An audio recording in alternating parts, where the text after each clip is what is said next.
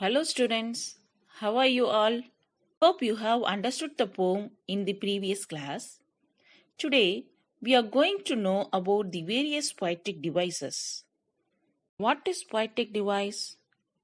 Literary device is known as figure of speech. When they are used in a poem, they are known as poetic device. Common figures of speech: simile, metaphor, personification, onomatopoeia, alliteration, repetition, rhyming words, rhyming scheme. These are the figures of speech used in the poem. First, we will see similes and metaphors. A simile is a figure of speech used to compare two things with the words as and like. For example, her hair was as shiny as the sun. So here, the direct comparison between the two things. And also, the word as is referred to simile. What is metaphor? A metaphor is also a figure of speech that compares two different things by giving a name that belongs to something else. For example, her hair is pure sunshine. There is a hidden comparison in this sentence. Compares two things by saying one thing is the other thing. Next one, personification. Giving human qualities to non-human objects. So it is investing non-living things with human qualities. For example, daisies danced. Human beings only danced. But the poet giving human qualities to non-living thing. Next one is anthropomorphism. Specific type of personification which refer to giving human characteristics to animals or objects. Example, the fog comes in on little cat feet. It means to endow a non-human character with human traits and behavior. Next one is imagery. Descriptive language used in literature to create word pictures for the reader. The pictures are created by details of sight, sound, taste, touch, smell, or movement. For examples, it was dark and dim in the forest. The children were screaming and shouting in the fields. So it is used to make the readers feel things through their five senses.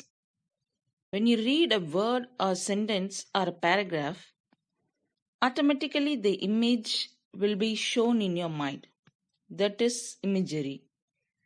Oxymoron. A figure of speech in which two opposite ideas are joined to create an effect.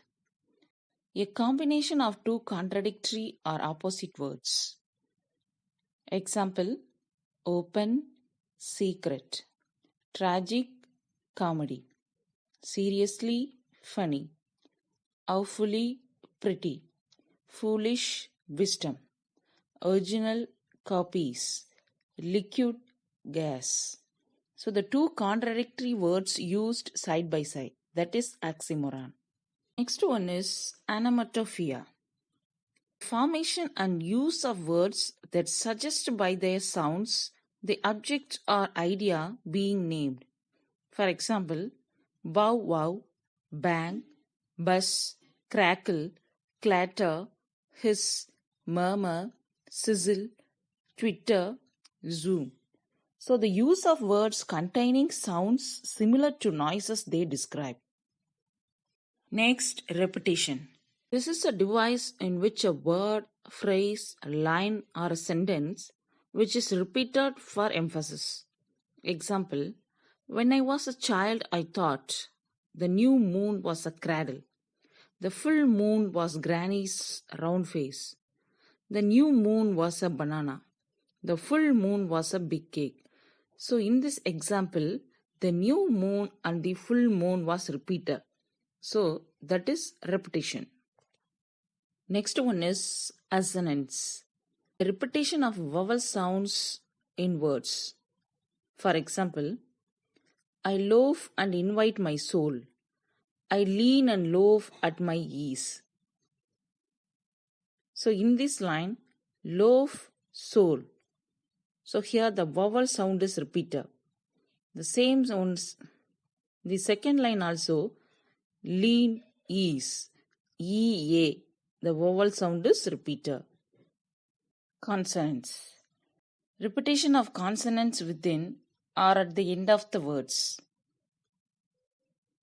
Example, but the father never answered a word. So here, father are, never are, answered are, and word are. That word is consonant. We passed the last tree. So yes is the consonant. Next, anaphora. Repeating a sequence of words at the beginning of neighboring classes. That means repeating of a word on a phrase at the beginning of a sequence.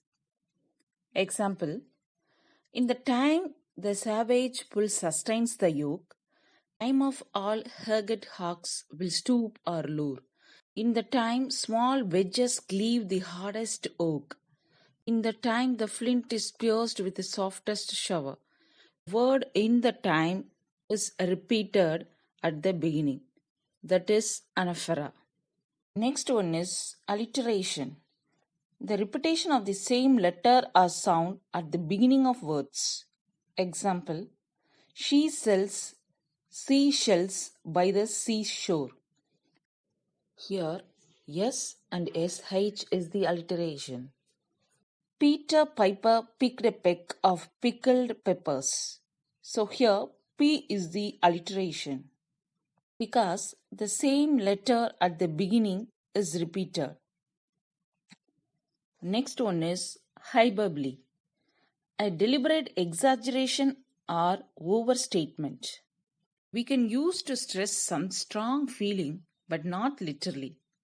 For example, your suitcase weighs a ton. My grandmother is old as dirt.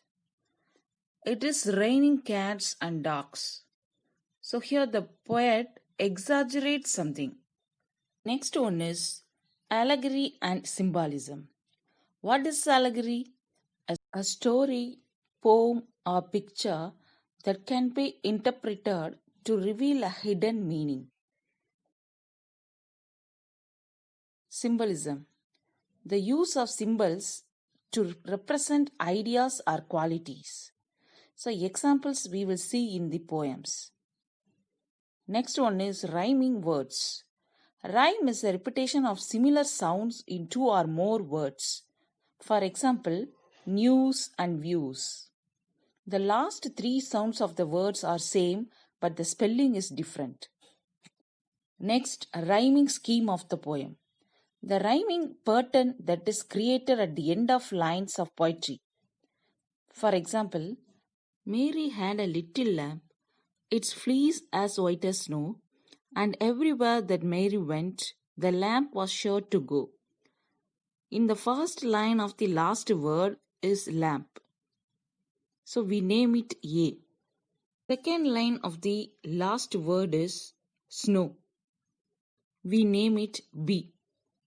Third line of the last word is went. We name it C. And last line of the last word is go. We name it B. Why? Snow, go has the same sound. So these are called as rhyming words. So we name it B. If the poem does not have a rhyming scheme, it is considered to be a free verse poem. Stopping by woods on a snowy evening. There are various poetic devices we can see in the poem. Metaphor. He gives his harness bells a shake to ask if there is some mistake. The horse reminds the poet if there is some mistake in that place. There is a hidden comparison in these lines. So these lines are metaphor. Personification. My little horse must think it queer. He gives his harness bells a shake. Here, my little horse is imagined as a human being. And he talks about not a human being, but an animal horse.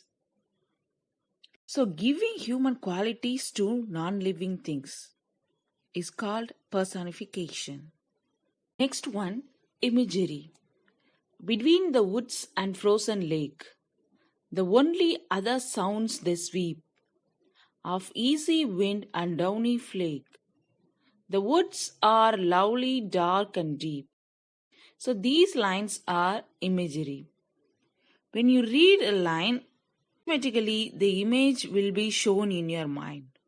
In these lines, the scenery will be appeared in your mind. Repetition. And miles to go before I sleep, and miles to go before I sleep. So these two lines keeps on repeating, so it is repetition.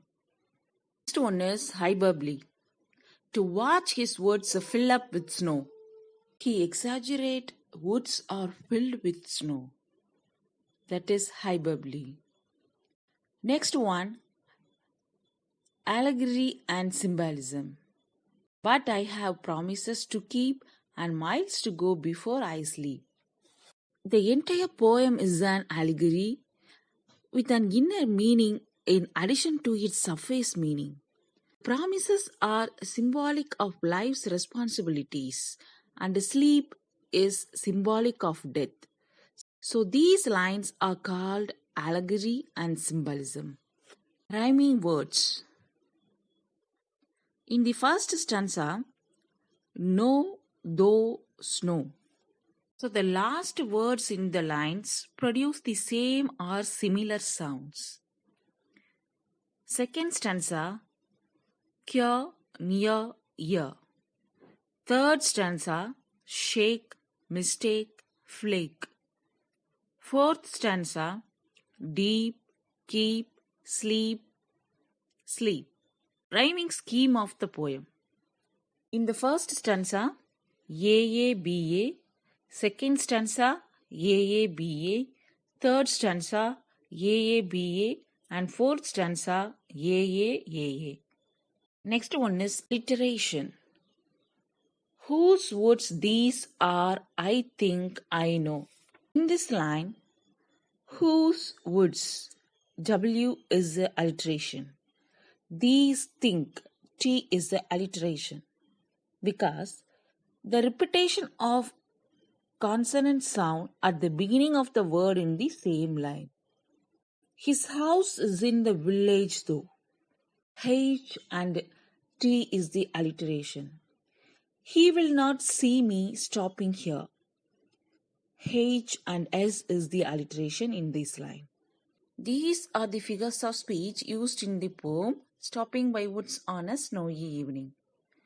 Okay, students, study all the figures of speech and appreciations question. Thank you.